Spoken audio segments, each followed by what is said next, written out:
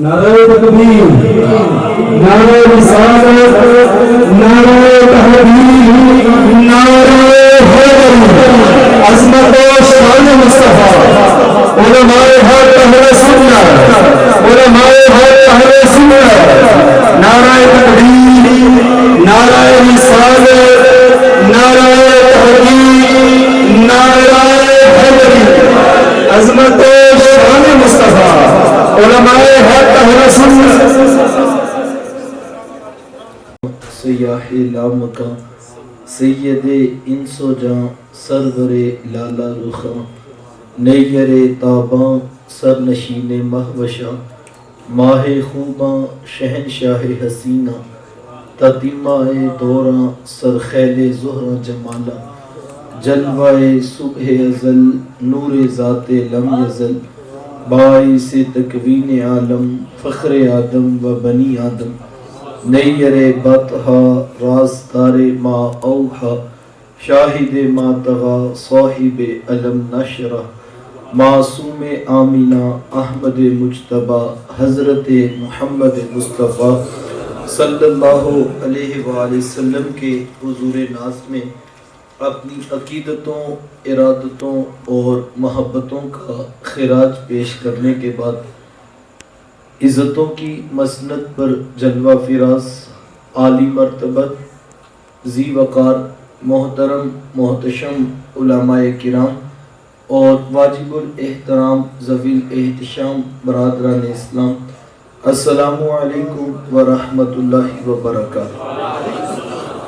بتوفیق باری تعالی مجھے اور آپ کو حضور علیہ السلام کے ذکر جمیل کی سعادت مندیاں نصیب ہو رہی ہیں۔ دعا ہے اللہ تعالیٰ میری اور آپ کی حاضری کا ایک ایک لمحہ قبول فرمائے اور قابل عمل باتوں پر توفیق عمل نصیب فرمائے۔ آپ جانتے ہیں کہ حضور علیہ السلام کو اللہ تعالیٰ نے صورت کا جمال بھی عطا فرمایا اور میرے محبوب کو سیرت کا نکھار بھی عطا فرمایا۔ میرے حضور صورت میں بھی بے مثال، میرے حضور سیرت میں بھی بے مثال، ان جیسی نہ صورت کسی کو ملی ہے اور ان جیسی نہ سیرت کسی کے حصے میں آئی ہے۔ تو چونکہ صورت پہلے ہوتی ہے اور سیرت بعد میں، تو ایک دو باتیں میں اپنے محبوب علیہ السلام کی سونی صورت پر سنا کر پھر میں اور آپ دیکھیں گے کہ اتنی سونی صورت والے محبوب سیرت کے جمال اور رنگ کیسے رکھتے تھے، میرے حضور کتنے خوبصورت تھے، اللہ تعالیٰ نے محبوب علیہ السلام کو کتنا سونا بنایا تھا۔ یار میں اور آپ تو 1400 سال کے فاصلے پہ کھڑے ہیں، جن لوگوں نے صبح و شام محبوب کو دیکھا وہ ایک دوسرے سے پوچھا کرتے تھے کہ یار تو بتا نا کہ حضور کیسے تھے، وہ کہتا کہ تو نے نہیں دیکھا تھا، کہا دیکھ کر بھی نہیں دیکھا تھا۔ حضرت عمر بن عاص رضی اللہ تعالیٰ عنہ فرماتے ہیں اگر تم مجھ سے کہو نا کہ محبوب علیہ السلام کے حسن کا نقشہ بیان کرو، فرماتے ہیں ما اتقت، میرے اندر طاقت ہی نہیں ہے۔ اور حضرت حسان بن ثابت رضی اللہ تعالیٰ عنہ فرماتے ہیں کہ میں جو محبوب علیہ السلام کے حسن کو بیان کرتا ہوں تو اس کی وجہ یہ تھی کہ مجھے ایک طریقہ آ گیا تھا جس وجہ سے میں نے ان کو دیکھا ہے اور ان کا حسن بیان کرتا ہوں۔ پوچھا گیا وہ کون سا طریقہ تھا، تو فرمانے لگے فلما نظرت الى انوارہ فوضعت کفی علی عینی خوفا من ذہاب بصری، کہا جب محبوب کا جمال جہاں آرا دیکھا کرتا تو اپنے ہاتھوں کی انگلیاں آنکھوں پہ رکھ کر انگلیوں کی اوٹ سے دیکھا کرتا، کیوں؟ خوفا من ذہاب بصری، فرماتے ہیں ڈر لگتا تھا کہیں جلووں کی چمک سے آنکھوں کی بینائی نہ چلی۔ یہ کون کہہ رہے ہیں؟ حضرت حسان بن ثابت رضی اللہ تعالیٰ عنہ۔ اور آپ جانتے ہیں کہ حسان بن ثابت شاعر ہیں، اور شاعر حسن دیکھنے میں بڑا دلیر ہوتا ہے۔ وہ بھی میرے آقا کے حسن کو دیکھ رہا ہے تو آنکھوں پہ انگلیاں رکھ کر دیکھ رہا ہے۔ یہی بہتر ہے کہ وہ پردے میں روح پوش رہے، یہی بہتر ہے کہ وہ پردے میں روح پوش رہے، گر وہ پردہ اٹھا دے تو کسے ہوش رہے۔ اللہ نے وہ حسن عطا کیا تھا جو دیکھتا جاتا بس دل دیتا چلا جاتا۔ امام زرقانی علیہ الرحمہ نے حضور علیہ السلام کے حسن پر بڑی خوبصورت ایک بات لکھی ہے کہ ایک دن آقا کریم علیہ السلام صحابہ کو فجر کی نماز پڑھائی اور مسجد نبوی سے باہر نکلے۔ چلتے چلتے مدینہ تو نور سے باہر ہو لیے۔ صبح کا موسم تھا اور ٹھنڈی ہوائیں بھی مدینے والے کو سلام کرنے پہنچ رہی۔ چلتے چلتے جب مدینہ تو نور سے حضور دور ہوئے تو آگے ایک قافلے کو دیکھا جنہوں نے پڑاؤ کیا تھا۔ ان کے خیمے نصب تھے اور ان کے اونٹ باہر بندھے ہوئے تھے۔ جب میرے حضور وہاں سے گزرے نا تو حضور کی نگاہیں ایک سرخ رنگ کے اونٹ پہ رک گئی۔ آقا کریم علیہ السلام کو وہ اونٹ پسند آ گیا۔ یار مقدر اس اونٹ کے جو آقا کو پسند آ گیا، دعا کیا کرو مالک ایسا بنا دے تجھے بھی پسند آ جائے، تیرے محبوب کو بھی پسند آ جائے۔ کیونکہ زندگی تو وہی زندگی ہے نا جس میں محبوب بھی خوش ہو، محبوب کا خدا بھی خوش ہو، بھلا وہ بھی کوئی زندگی ہے جس میں محبوب خدا ہی ناراض ہو۔ تو حضور نے اہل قافلہ سے آگے بڑھ کر پوچھا کہ اے قافلے والوں کیا اونٹ بیچتے بھی ہو؟ انہوں نے بیچنا تھا یا نہیں بیچنا تھا؟ گاہک اتنا سونا آ گیا تو کہاں ہاں بیچتے ہیں۔ میرے شیخ طریقت پڑھا کرتے ہیں نہیں میں دل ویچا میں جگر ویچا جے پیارا محمد آ جائے، نہیں میں دل ویچا میں جگر ویچا جے پیارا محمد آ جائے، نہیں میں اپنا سارا کاربار ویچا جے پیارا محمد آ جائے۔ انہوں نے بیچنا تھا یا نہیں بیچنا تھا؟ حضور نے اپنے میٹھے لہجے سے پوچھا کہ اونٹ بیچتے ہو؟ کہاں ہاں بیچتے ہیں۔ کتنے کا بیچتے ہو؟ اتنے کا بیچتے ہیں۔ قیمت طے ہو گئی تو حضور فرمایا کہ میں اونٹ تو خریدنے نہیں آیا تھا، میں تو یوں ہی گزر رہا تھا کہ تمہارا اونٹ پسند آ جائے، میں تمہیں جا کر اس کی قیمت بیچ دوں۔ انہوں نے کہا ٹھیک ہے۔ جب کسی کو نقد سودا دیا جائے تو اس کا آتا پتہ نہیں پوچھا کرتا، لیکن جب کوئی چیز بندہ ادھار دیتا ہے یا تو پہلے سے جانتا ہوتا ہے یا کوئی شے گروی رکھی جاتی یا کوئی شخص ضمانت ڈال دیتا ہے۔ اب حضور سے پہلی ملاقات تھی، جانتے تھے کوئی نہیں، پتہ پوچھا کوئی نہیں، شے گروی رکھی کوئی نہیں۔ حضور بس اتنا کہا کہ میں تمہیں جا کر اس کی قیمت بیچ دوں۔ انہوں نے کہا ٹھیک ہے۔ آقا کریم اونٹ کی نکیل پکڑی اور میرے حضور چل دی۔ جب تک محبوب نگاہوں کے سامنے رہے یار وہ ٹک ٹکی باندھ کے محبوب کی چال ہی دیکھتے رہے۔ جب حضور آنکھوں سے اوجھل ہوئے نا تو دل پہ ہاتھ رکھ کر بیٹھ کے ایک دوسرے سے پوچھنے لگے یار ایک اجنبی شخص آیا، ہم میں سے کوئی بندہ اسے جانتا نہیں تھا، یار کہ اس کا پتہ ہی پوچھ لیتا۔ ایک بولا ویسے جب بات کرتے تھے نا تو منہ سے بھی پھول جھڑتے تھے، میں تو اسی منظر کو دیکھتا رہ گیا۔ ایک کہنے لگا کہ جو ہے وہ میں تو یہ دیکھتا رہا کہ جب بات کرتے تھے نا نور کی کرنیں بھی چھن چھن کے نکلتی تھی۔ اللہ اکبر۔ ایک کہنے لگا میں تو خوبصورت جھیل جیسی آنکھوں میں کھو کے رہ گیا، کیا خوب سجن دیاں اکھیاں جنہیں پر کے سرائیاں رکھیاں، آہو آنکھیں کیا کہوں جیسے باب حرم کھلا ہو۔ کسی نے بازو پکڑا اور کہا میاں تو بڑا سیانہ بنتا تھا، تو بڑا ان کا پتہ پوچھ لیتا۔ وہ کہنے لگا یار میں تو خمدار زلفوں کے کنڈل ہی دیکھتا رہا۔ اللہ اکبر۔ تو ہجے میرا یار نہیں ڈٹھا جنہوں ویکھ کے چند شرماوے، ادھی راتی دن چڑھ جاوے جو رخ تو نقاب اٹھاوے، جو نکلے سیر کرن نو سارا گلشن سیس نواوے، جو ہاتھ پھلاں وچ رکھدا ہاتھ پھلاں تو ود جاوے، نین نشیلے مست رسیلے وچ سونا کجل سہاوے، اکھ اگڑے تے انج پیا جاپے جویں میں خانہ کھل جاوے، توبہ توبہ حسن سجن دا چال نہ چلی جاوے، بجلی ڈردی لشک نہ مارے متا بید بھی ہو جاوے، علم خدا نے اینا دیتا عقلاں وچ نہ آوے، عقل خدا نے اینی دیتی علماں وچ نہ آوے، کیے جاز نظر وچ او دی جو آوے وک جاوے، خلق او دے نے مولی دنیا کوئی ورلئی جان بچاوے، آزم ایڈا سونا ماہی سانو کدرے نظر نہ آئے. میرے حضور تھے بھی اتنے خوبصورت. ابھی وہ یہ باتیں کر رہے تھے, جب ہوش آیا سکتا ٹوٹا. ایک کہنے لگا کہ یار اتنی بات تو ضرور ہے. ایک اجنبی شخص آیا, ہم میں سے کوئی بندہ اسے جانتا نہیں تھا, اپنے حسن کا جادو جگا کے ہمارا قیمتی اونٹ ہتھیا کے لے گیا. جب انہوں نے کہا نا اونٹ ہتھیا کے لے گیا, تو قافلے کے سردار کی بیوی نے خیمے کا پردہ سرکایا اور اس نے وہاں سے آواز دیتے ہوئے کہا, آنا زامینہ تن لے سامانی جامالکم. کہا خبردار, کہا کہ وہ اونٹ ہتھیا کے لے گیا, اگر وہ نہ آئے تو تمہارے اونٹ کی قیمت کی ضمانت میں دیتی ہوں, لیکن ان کے خلاف کوئی میلا لفظ نہ بول. خبردار اگر کسی نے کوئی بات کی, یاد نو میلی آنکھ نہ ویکھی متا مر سے کافر ہو گئے. کہا خبردار ان کے خلاف کوئی بات کی. ان کی ڈارس بندی شاید یہ جو آگے بڑھ بڑھ کر ضمانتیں دے رہی ہے جانتی ہوگی, اسی لیے تو ضمانتیں دے. کہا تو جو آگے بڑھ کر ضمانتیں دے رہی ہے تو کیا تو اسے جانتی ہے؟ کہا واللہ جانتی تو میں بھی نہیں. تو کہا پھر تو کیوں ضمانتیں دے رہی ہے؟ کہا جب تم سے باتیں کر رہے تھے نا خیمے کی اور سے میں نے بھی ان کا چہرہ دیکھا اور میرا دل گواہی دیتا ہے اتنی سونی صورت والا کبھی جھوٹا ہو ہی نہیں سکتا. دیکھنے والے کہا کرتے ہیں اللہ اللہ, یاد آتا ہے خدا دیکھ کے صورت تیری. اللہ نے چہرہ اتنا خوبصورت بنایا. امام یوسف نبہانی علیہ رحمہ نے حضور علیہ السلام کی مہر نبوت پر گفتگو کرتے ہوئے لکھا ہے کہ آقا کریم علیہ السلام سے قبل جتنے بھی انبیاء ہوئے ان کی مہر نبوت ہاتھ پہ ہوتی تھی.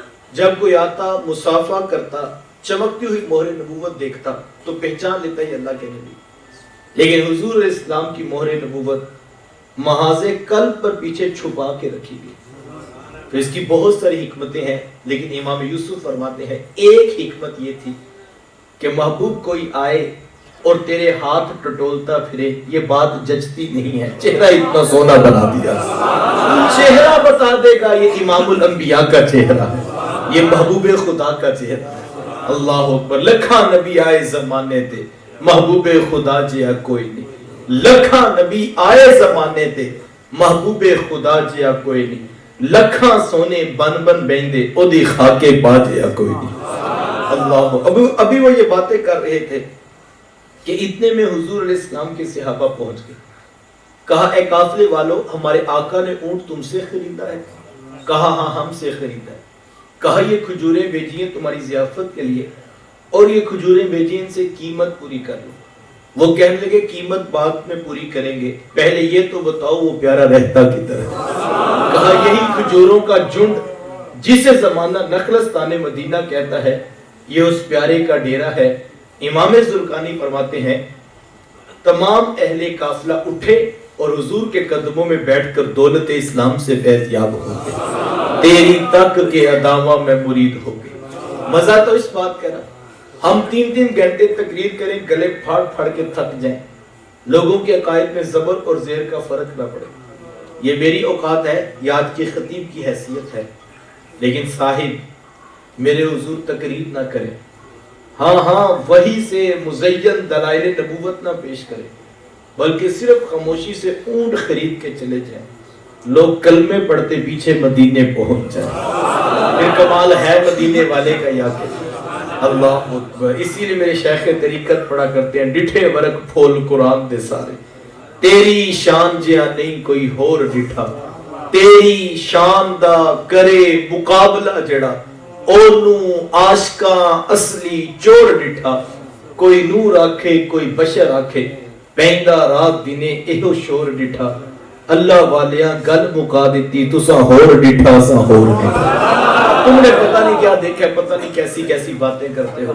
ہم تو ان کی بات کر رہے ہیں, ہم تو ان کے ذکر کی محفل سجائے بیٹھے ہیں, یا جو بات بھی نہیں کرتے مجمع خرید کے مدینے پہنچا دیتے. اللہ اکبر. آؤ چند لمحوں کے لیے دیکھتے ہیں اتنی سونی صورت والے محبوب سیرت کے جمال اور رنگ کیسے رکھتے تھے. آپ جانتے ہیں کہ حضور علیہ السلام کی جب ولادت ہوئی تو 7 دن تک اپنی والدہ حضرت آمینہ سلام اللہ علیہ کا دودھ پیا. 8ویں دن یہ اعزاز دشمن اسلام ابو لہب کی کنیز سویبہ کو حاصل ہوا. اس نے حضور علیہ السلام کو دودھ بھی پلایا اور دیکھ بھال بھی کی۔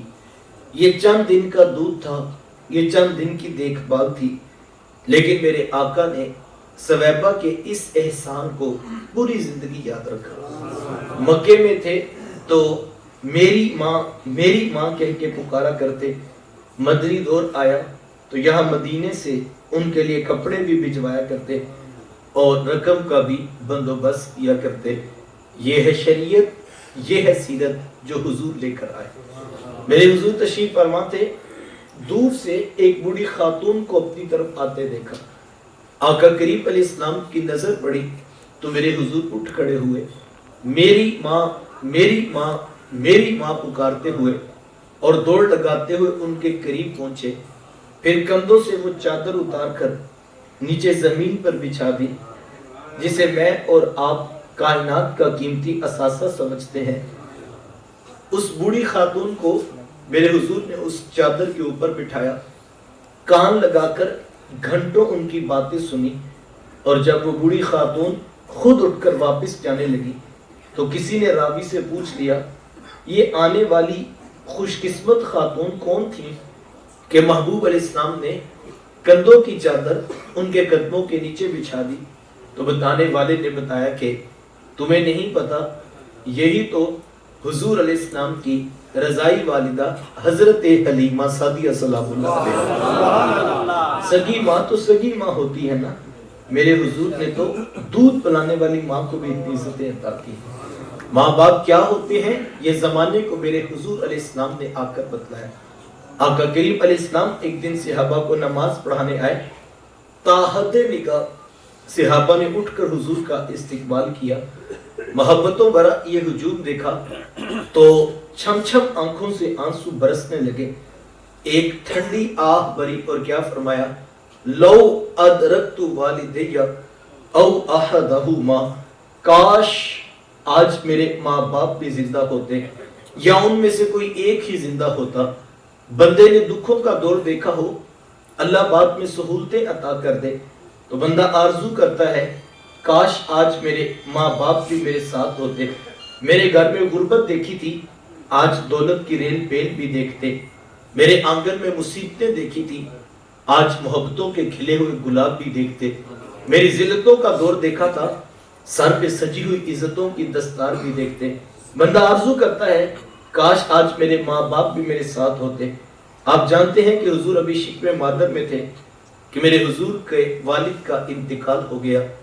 6 سال کی عمر ہوئی، ابوا کی ریت کا مقام کا سفر تھا، 3 نفوس پر مشتمل قافلہ ہے، حضرت ام ایمن، حضرت آمینہ سلام اللہ علیہا اور حضور علیہ السلام کہ حضرت آمینہ کو بھی بخار ہو گیا۔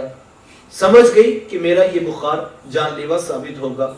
ام ایمن کو قریب بلایا، اپنے در یتیم کا ہاتھ ان کے ہاتھ میں پکڑاتے ہوئے فرمایا، ام ایمن میرے اس بیٹے کو بحفاظت امیر قریش عبد المطلب تک پہنچا دینا۔ پھر بیوہ ماں نے اپنے لخت جگر کے سر انور پر شفقتوں بھرا ہاتھ رکھا اور کوئی آخری پیار بھری باتیں کہنا چاہیں، لیکن ضبط کے سارے بندھن ٹوٹ گئے، چھم چھم آنکھوں سے آنسو برسنے لگے۔ آخری لفظ جو کائنات کی عظیم ماں نے اپنے بیٹے سے کہے وہ کیا تھے؟ کہا بیٹا، ہر نئی چیز نے پرانے ہو جانا ہے اور ہر باقی نے فنا ہو جانا ہے، میں بھی جا رہی ہوں، وذکر باق وولدت طہرا، لیکن میرا ذکر باقی رہے گا اس لیے کہ میں تیرے جیسا ستھرا بیٹا چھوڑ کے جا رہی ہوں۔ جن ماؤں کے بیٹے اتنے اچھے ہوتے ہیں ان کے تذکرے نہیں مٹا کرتے ہیں۔ یہ آخری لفظ کہے کہ محبوب علیہ السلام کی والدہ کا انتقال ہو گیا۔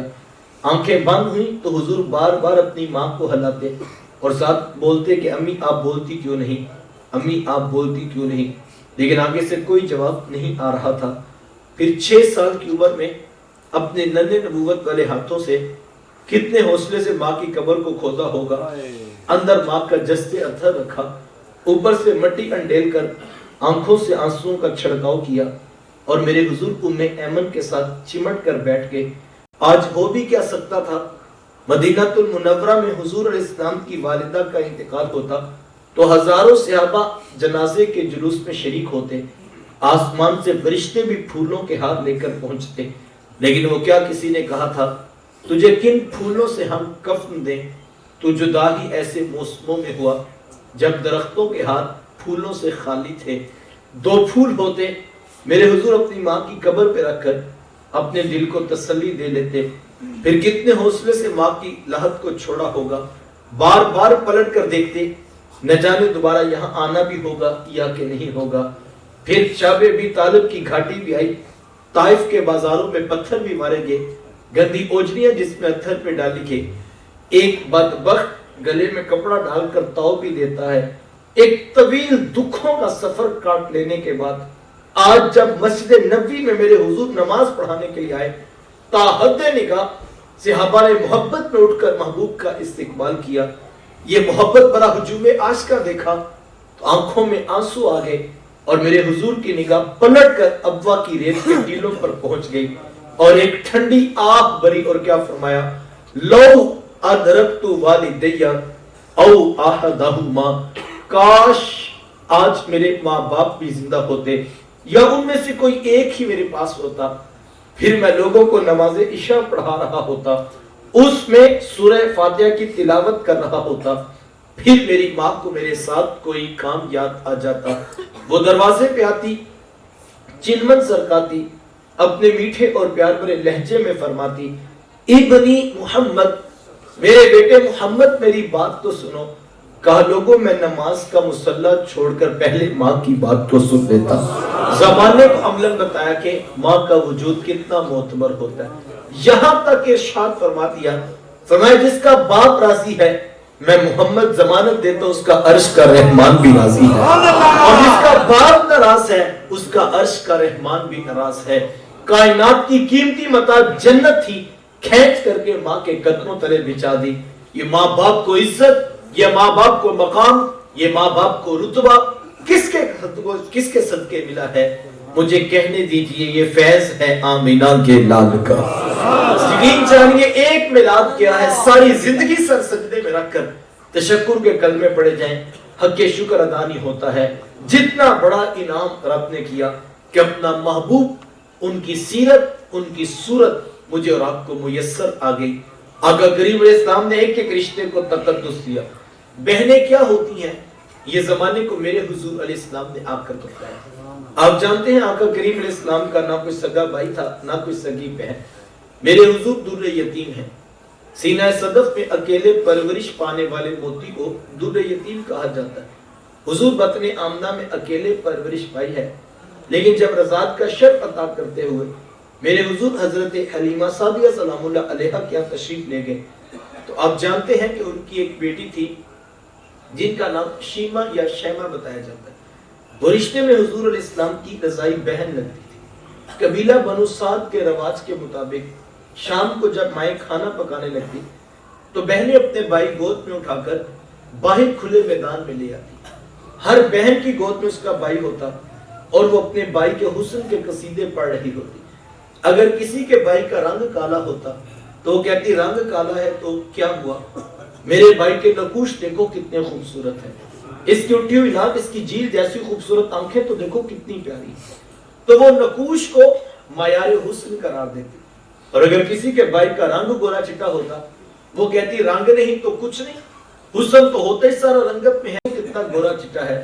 تو یہ بحث مباحثہ چل رہا ہوتا اور کوئی بہن ہار ماننے کو تیار نہ ہوتی۔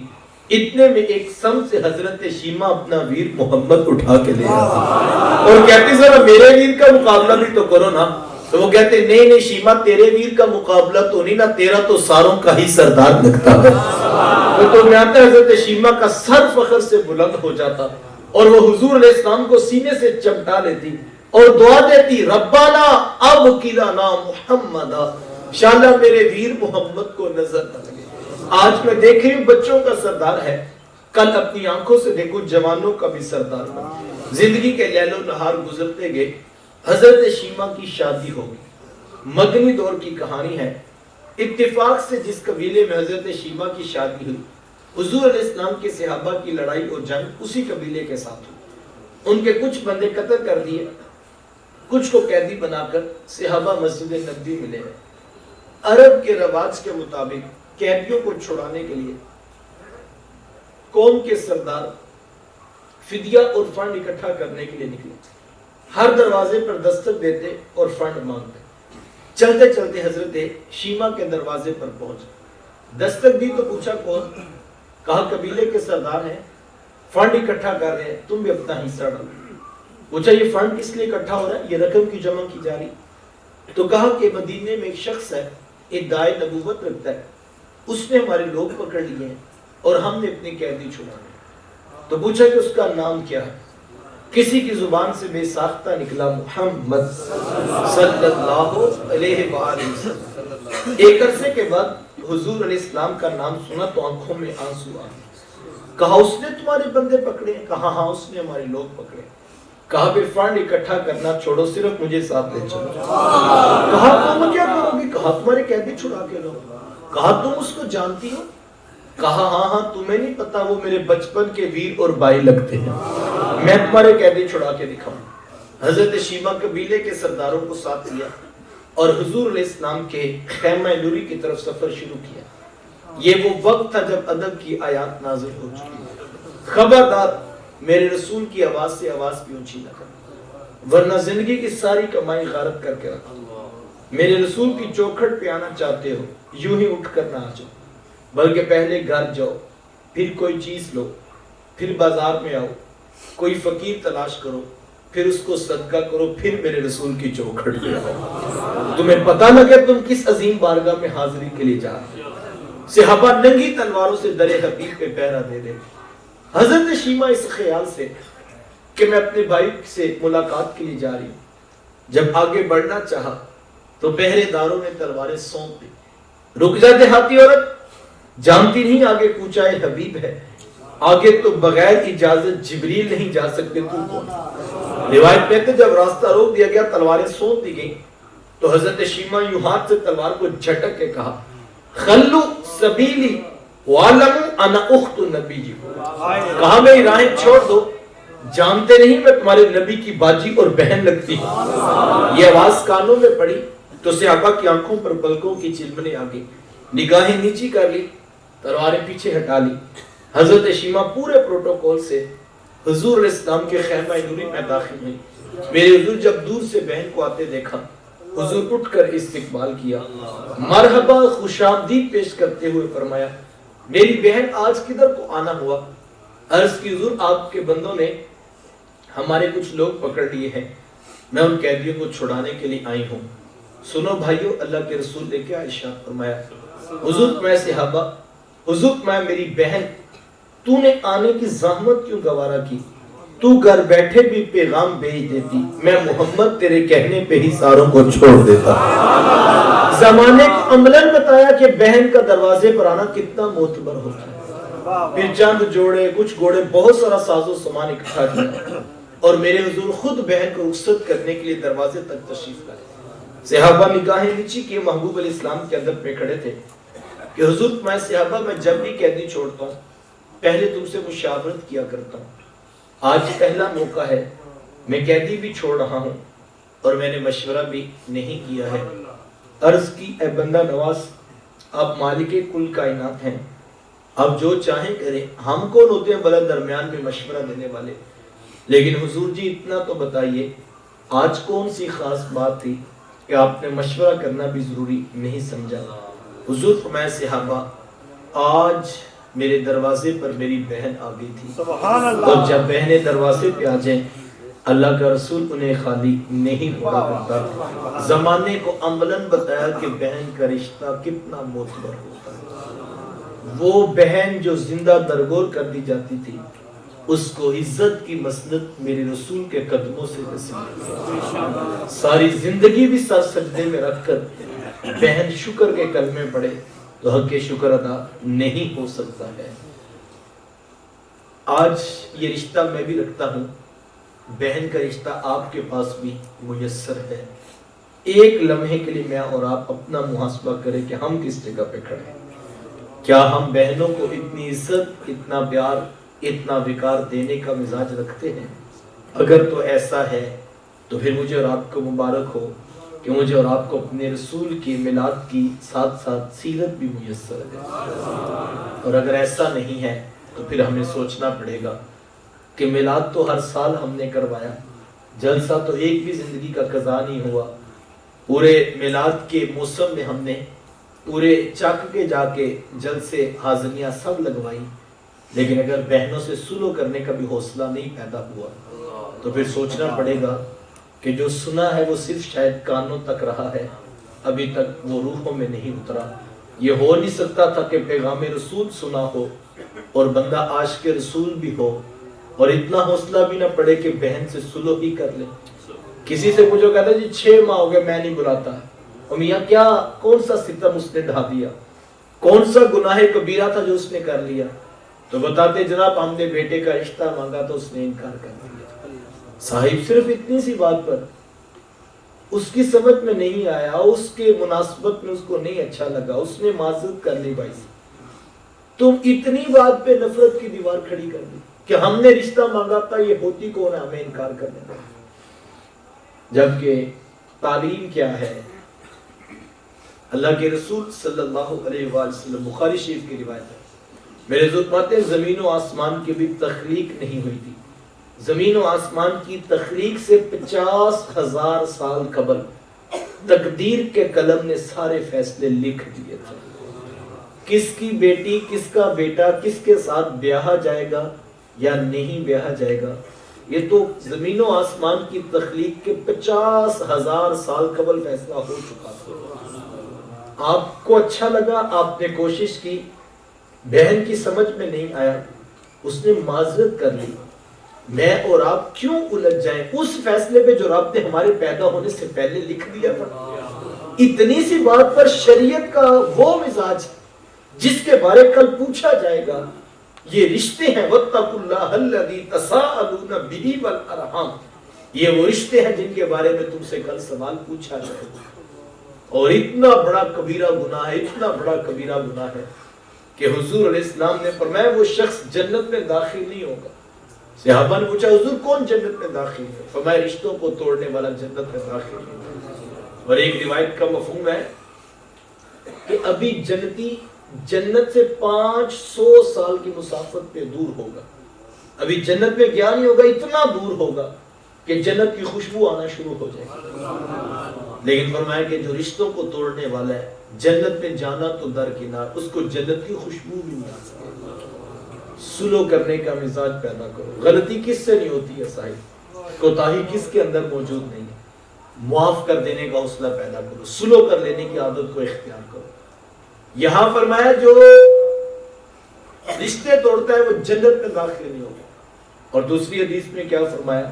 فرمایا جو سلو میں پہل کرتا ہے وہ جنت میں بھی پہلے چلا جائے گا۔ مجھے اور آپ کو دیکھنا ہم نے کس پلڑے میں نظر ڈالنا ہے۔ ایک اور روایت سنیے، اللہ کے رسول صلی اللہ علیہ وآلہ وسلم نے ارشاد فرمایا، حدیث کا مفہوم ہے، فرمایا کہ وہ شخص جو جھگڑا چھوڑ دے اس کے باوجود کہ وہ حق بجانب تک جھگڑا کر سکتا، ناجائز مقدمہ نہیں ہے، صحیح بات کر رہا ہے، اس کا حق بنتا تھا وہ اختلاف کرے، لیکن میرے حضور کہتے ہیں وہ اس کے باوجود جھگڑا چھوڑ دے، گرچہ وہ حق پر ہے، حق پر ہونے کے باوجود اگر کوئی جھگڑا چھوڑ دے، میرے حضور فرماتے ہیں میں محمد اس کو جنت میں محل کی ضمانت دیتا ہوں، میں اس کو جنت میں محل لے کر دوں گا۔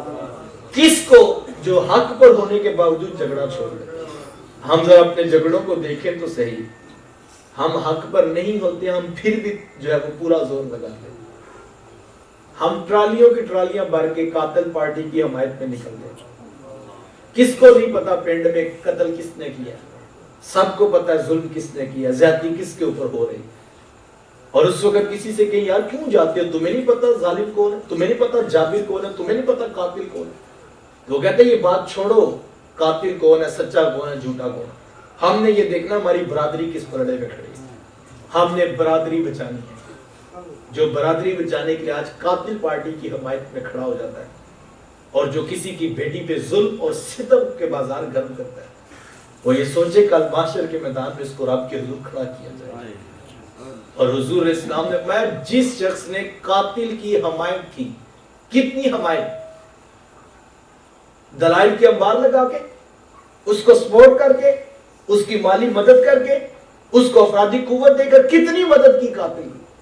میرے حضور پاتے ہیں جس نے قاتل کی آدھے جملے سے مدد کی, کل قیامت کے دن اس کی 2 آنکھوں کے درمیان لکھ دیا جائے گا یہ وہ شخص ہے جو اللہ کی رحمت سے محروم کر دیا. پورا جملہ بھی نہیں بولا, آدھا جملہ بولا اور قاتل کو اس نے سپورٹ کیا. تو مجھے اور آپ کو سوچنا ہے, بار بار سوچئے, نفرت نہ پھلائیے, توڑنے کا مزاج نہ رکھیے, سلو کر لینے کا حوصلہ پیدا کیجئے, معاف کر دینے کی عادت کو اختیار کیجئے. یہ تعلیمات شریعت ہے, یہ عین دین ہے, ان کے بارے میں بھی پوچھا جائے. بہنوں کو عزت میرے حضور علیہ السلام نے عطا کی, بیٹیوں کو وقار کی مسجد میرے محبوب علیہ السلام نے عطا کی. بھائی کیا ہوتے ہیں وقت سمٹ گیا, یہ اللہ کے رسول صلی اللہ علیہ وسلم کی تعلیمات ہمیں بتلاتی. میرے حضور تشریف فرماتے, ایک نوجوان حاضر خدمت ہوا, آ کر عرض کرتا ہے کہ حضور میں کماتا ہوں اور میرا بھائی کماتا نہیں, رہتے اکٹھے ہیں, اخراجات سانجے ہیں, تو میرے حصے کی کمائی بھی اس کی طرف چلی جاتی. اس طرح ایک کمانے والے بھائی نے نہ کمانے والے کی شکایت اللہ کے رسول کی بارگاہ میں پیش کی. آج گھر گھر کا یہی ٹکڑا ہے, جو زیادہ کماتا ہے وہ دوسروں کو خاطر میں نہیں لاتا. بڑا بھائی چھوٹوں کے لیے بے پناہ محبت کے جذبات رکھتا ہو, لیکن اس کی آمدن تھوڑی ہو تو چھوٹے کہتے ہیں تو نے باپ کے بعد کون سی جاگیر ہے جو ہمارے لیے بچا کے رکھی. آج کہا جاتا ہے تو کہتا ہے تیری عزت کوئی نہیں کرتا, تیری عزت کس بات پہ کریں, تیرے بچوں کی فیسیں تو ہم بھرتے ہیں, گھر کے اخراجات تو ہم چلا رہے, تیری عزت کس بات پہ کریں, تو نے دیا بھی کیا ہے خاندان کو. آج جس کے پاس دولت زیادہ نہ ہو, سگے بھائی اس کی عزت کرنے کی بھی روادار ہے. لیکن میرے حضور نے کیا ارشاد فرمایا, سائل پوچھتا ہے میں کماتا ہوں وہ کماتا نہیں, رہتے اکٹھے ہیں, اخراجات سانجے ہیں, تو میری کمائی بھی اس کی طرف چلی جاتی ہے. حضور میں ہو سکتا ہے اللہ تجھے رزق تیرے اس بھائی کی وجہ سے دے رہا ہو جو کماتا نہیں. کتنی بڑی بات ہے یار, یہ تو کرم ہو گیا صاحب کہ اس نے تیرا ہاتھ دینے والا بنا دیا, لینے والا نہیں بنا. اگر تیرا ہاتھ دینے والا بنا دیتے تو کیا کر سکتا تھا, تو بھی تو سی ماں کا بیٹا, تو بھی تو سی باپ کی اولاد ہے. تیری لوگوں میں کوئی الگ سے سرخ رنگ کا خون تو نہیں دوڑتا, تیرے دماغ میں الگ سے سوچوں کے سوتے تو نہیں پھوڑتے. تجھے اپنی ڈگریوں پہ ناز ہے, تیرے سے بڑی بڑی ڈگریوں والے لوگوں کے آگے خاک چھانتے پھرتے.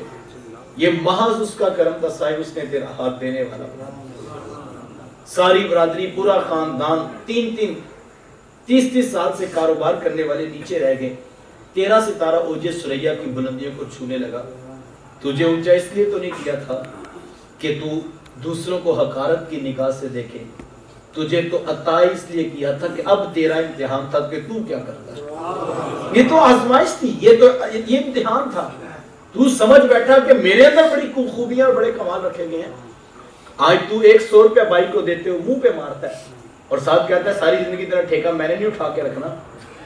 میں کہتا ہوں اگر یہ 100 تمہیں اس طرح لینا پڑ جاتا تو پھر زندگی کتنی مشکل ہو جاتی. جوڑنے کی کوشش کو, میں نہیں کہتا کہ محنت نہیں کرنی چاہیے, محنت ضرور کرنی چاہیے, لیکن یہ ذہن نشین ہے کہ جس کا ہاتھ اللہ نے دینے والا بنایا, وسعت والا بنایا, یہ اس کا انعام ہے اور اس کا امتحان ہے, دونوں کا امتحان. جو کمزور ہے, جو غریب رہ گیا, جو مفلس رہ گیا, اس کا امتحان ہے کہ تیرا ہاتھ کسی کے آگے نہیں پھیلنا چاہیے. تجھے تھوڑے پہ گزر اوقات کرنی ہے اور تجھے خودداری کی زندگی گزارنی ہے.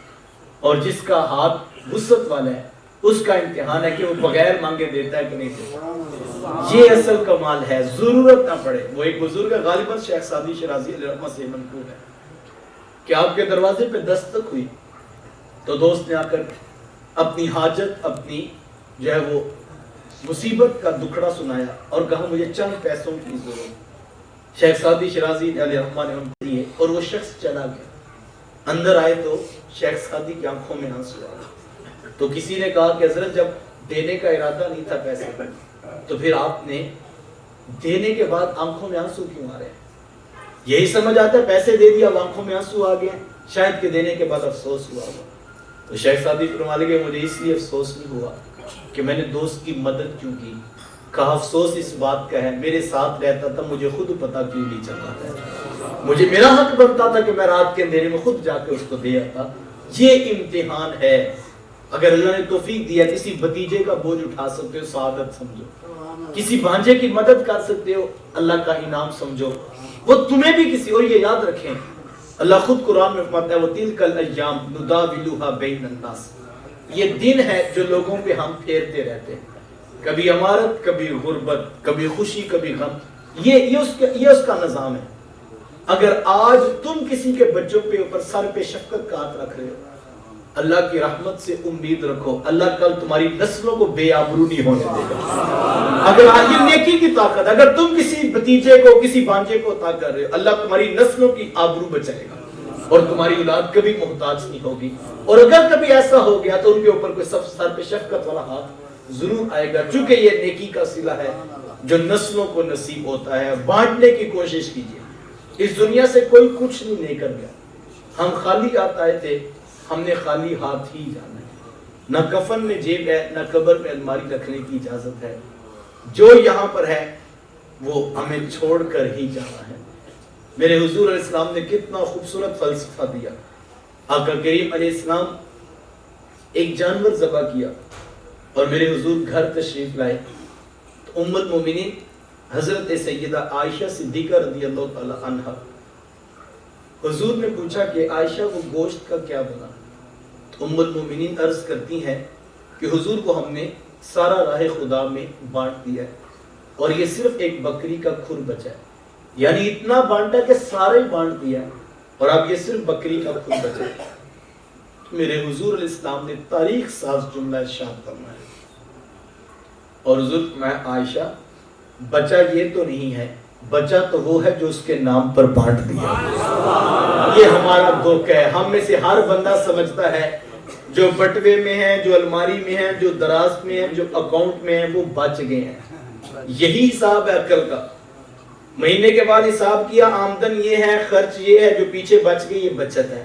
میں بھی یہ سمجھے بیٹھا ہوں آپ بھی اسی دھوکے میں ہیں یہی قانون دنیا ہے لیکن ہم نے جن کا کلمہ پڑھا ہے وہ کیا فرما رہے ہیں اس سارے میں سے بچا وہ ہے جو اس کے نام پر بانٹ دیا 10 لاکھ کا کاروبار کرتے ہو مہینے کے بعد جب حساب کرو تو یہ نہ کرو بجلی کا بل نکل گیا گیس کا نکل گیا فلاں خرچے نکل گئے رینٹ نکل گیا یہ پیچھے بچ گئی یہ میری بچت ہے اس سارے کھیل میں صاحب بچتا وہ ہے جو اس کے نام پہ بانٹ دیا ہو جائے آج ایک نیا خانہ ضرور صبح سے بنا لینا ایک آمدن کا ایک اخراجات کا ایک بچت کا اور آگے حقیقی بچت کا خانہ ضرور بنانا اور پھر سوچنا میں نے پورے مہینے میں اس خانے میں کتنا بانٹا ہے جو اتنا بانٹا ہے وہ تمہارا اصل حقیقی ہے اور ویسے تو یہی کہا جاتا ہے کوئی اس دنیا سے کچھ لے کر نہیں گیا اور حقیقت بھی ایسے ہی ہے لیکن اگر آپ مجھ سے پوچھیں کیا کوئی ایسا ذریعہ بھی ہے ہم سب کچھ ساتھ لے کر چلے جائیں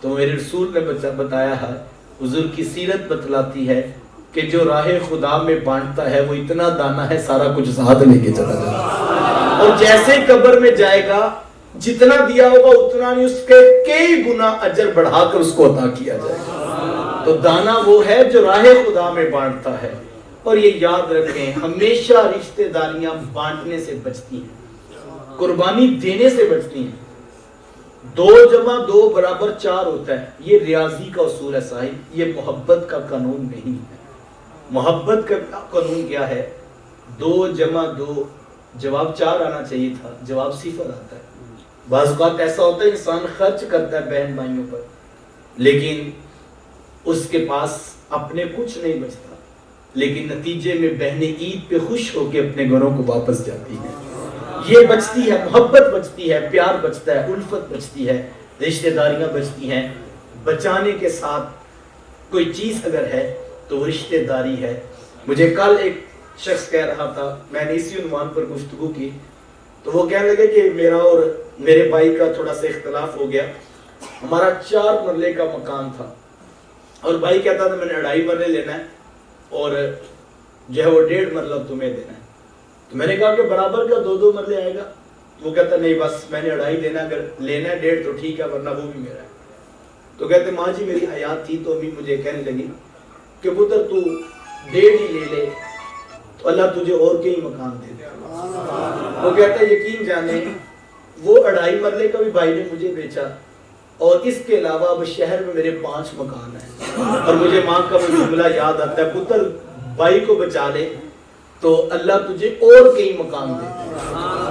یہ جو اس کی راہ میں بانٹتا ہے وہ اس کو قرض نہیں رکھتا. میرے حضور علیہ السلام نے اس بات پہ قسم اٹھائی ہے.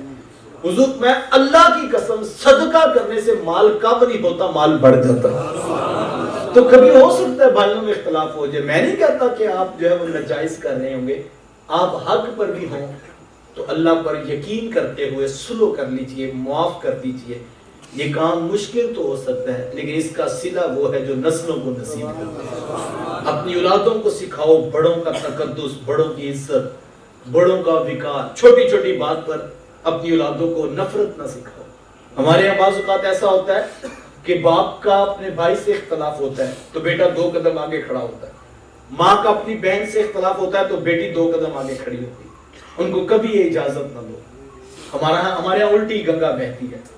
اگر بیٹا چچا کو کھری کھری سنا کے آئے تو ماں اندر ہی اندر خوش ہوتی ہے, چلو میرا پتر جوان ہو گیا, اب میرے سسرال کے سارے بدلے پورے کرے گا. اگر بیٹا کھری کھری ماموں کو سنا کے آئے تو باپ اندر ہی اندر مطمئن ہوتا ہے, چلو کوئی بات نہیں, ساری زندگی میں نہیں بول سکا, میرا بیٹا جو ہے بولے گا. یہ سبق نہ سکھاؤ اپنی اولادوں کو. جیسے ہی بیٹا بے لگام ہونے لگے, اس کا لہجہ ادب سے جو ہے وہ تجاوز کرنے لگے, اس کو روک دو. اس کو بتاؤ بیٹا یہ ہمارا بھائیوں کا اختلاف ہے, ہم آپس میں بھائی ہیں. تم کو کس نے اجازت دی ہے تم میرے بھائی کی بے عزتی کرو؟ تمہیں کس نے اجازت دی ہے کہ تم میری بہن کے خلاف بات کرو؟ بیٹوں کو روکو, ان کو ادب سکھاؤ اور ان کو بتاؤ بیٹا اگر میری اولاد ہو, جس طرح میرا ادب کرتے ہو اسی طرح اپنے چاچا کا بھی ادب کرنا ہے, جس طرح میرا احترام کرتے ہو اسی طرح اپنے تایا کا احترام کرنا ہے. رشتوں کا تقدس سکھاؤ, اپنی نسلوں کو بتاؤ, اپنی اولادوں کو یہ بتاؤ. اور یہ وہ بات ہے جس سے گھر جڑے گا. اختلاف کا ہو جانا بڑی بات نہیں ہے, لیکن جب بے ادب انسان ہو جاتا ہے اور اگر کوئی یہ شخص سمجھتا ہے کہ میرا بیٹا جوان ہو گیا پوری برادری سے وہ بدلے لے گا, تو میں کہتا ہوں ڈریے اس وقت سے. وہ خنجر بے ادبی کا جو آج وہ کسی کی گردن پہ رکھ کے چلا رہا ہے, کل وقت پڑنے پہ وہ آپ کی گردن پہ بھی رکھے گا. یہ مت سوچئے گا کہ وہ صرف چچا تایا ماموں خالہ کو برا کہے گا, جب ضرورت پڑے گی وہ ماں باپ کو بھی برا کہے گا. کیونکہ جس کا لہجہ بے ادب ہو گیا وہ کسی کو معاف نہیں کرے گا. جب تک اس کی ہاں میں ہاں ملائیں گے تب تک وہ ادب کے لہجے میں رہے گا, اور جیسے ہی آپ تجاوز کریں گے اس کا لہجہ جو ہے وہ ٹیڑھا ہو جائے گا. اور یہ لہجے کا ٹیڑھا پن یہ نسلوں کو برباد کر دیتا ہے. مجھے اور آپ کو ادب سکھانا ہے. میرے حضور علیہ السلام نے, میں بات مکمل کر دوں, حضرت انس رضی اللہ تعالیٰ عنہ کو اتنی خوبصورت نصیحت کی ہے. حضرت انس رضی اللہ تعالیٰ عنہ یہ وہ خوش قسمت صحابی رسول ہیں جنہوں نے 10 سال اللہ کے رسول کی خدمت کی ہے, اور فرماتے 10 سال میں محبوب علیہ السلام کے پاس بیٹھا. تو حضور کی حدیث سناتے ہیں کہ حضور نے فرمایا تھا, اے انس اپنے بڑوں کا احترام کیا کرو, جب تم بوڑھے ہوگے اللہ تمہارے ادب والے پیدا کر دے گا. اپنے بڑوں کا, اپنے بوڑھوں کا احترام کرو, جب تم بوڑھے ہوگے تمہارے ادب والے پیدا. یہ حضرت انس سنایا کرتے ہیں. پھر زمانے نے دیکھا کہ انس وہی تھے, انس کی جوتیاں اٹھانے والے بھی موجود تھے. جو بڑوں کا ادب کرتا ہے, حضور فرماتے ہیں اللہ جب وہ بوڑھا ہوگا اللہ اس کے ادب کرنے والے پیدا فرماتے ہیں. تو اگر کوئی بڑوں کا ادب کرتا ہے تو وہ کسی پر احسان نہیں کر رہا, وہ اپنے بڑھاپے پہ احسان کر رہا. اور ایک روایت کا مفہوم تو اس طرح بھی ہے, حضور فرماتے ہیں جس شخص نے سفید بالوں والے کا حیا کیا وہ ایسے ہے گویا اس نے اپنے رب کا احترام کیا. ہمیں لہجوں کا ادب, ہمیں گفتگو میں ادب, ہمیں بڑوں کا ادب, چچا تایا ماموں خالہ پھوپھو کا ادب, یہ رشتوں کا تقدس ہے جو حضور علیہ السلام کا دین ہے. حضور جوڑنے والا دین لے کر آئے ہیں, اور یہ دین کا خاصہ ہے کہ یہ دین پرایوں کو بھی جوڑنے کی دعوت دیتا ہے, اور جنہوں نے کلمہ پڑھ لیا ہو ان کے لیے اس کے احکامات کتنے واضح ہونے چاہیے. آئیے اپنے رسول کی تعلیمات کو, اپنے محبوب علیہ السلام کی زندگی کو اپنائیے, اور سیرت کے اجالوں میں ان کو اپنے حصے کی شمع کو روشن کیجیے. بس صمیم قلب بارگاہ ربوبیت میں دعا گو ہوں. اللہ تعالیٰ میری اور آپ کی حاضری کا ایک ایک لمحہ قبول فرمائے, اور جو کہا جو سنا اس پر عمل کی بھی توفیق عطا فرمائے. وآخر دعوایا ان الحمدللہ.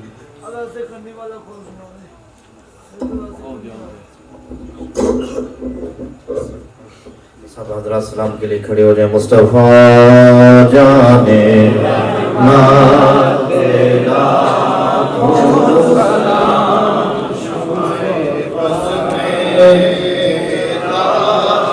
پھیلا شمع بز میں ہدایت پھیلا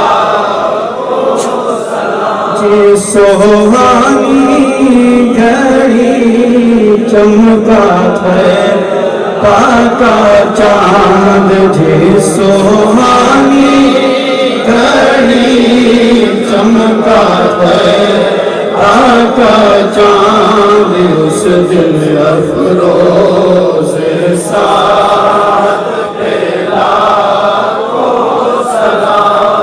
مصطفیٰ جانے رحمت پھیلا سلام شمع بز میں ہدایت پھیلا سلام شمع بز میں ہدایت پھیلا سلام غریبوں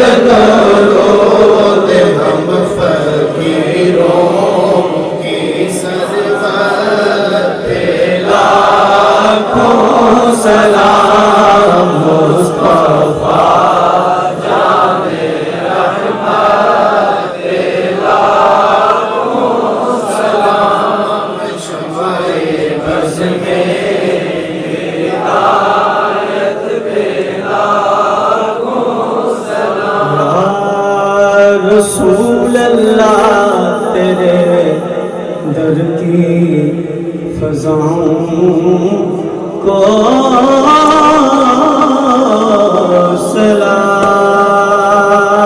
سلام گنبد خضرا کی ٹھنڈی ٹھنڈی چھاؤں کو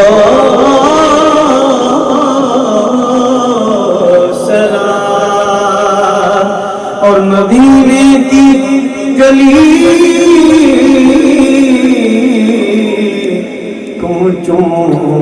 میں جو دیتے ہیں سزا ان فقیروں راہگیروں ان گداؤں کو سلام السلام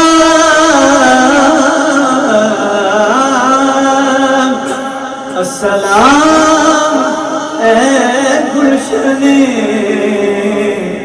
وحدت کے پھول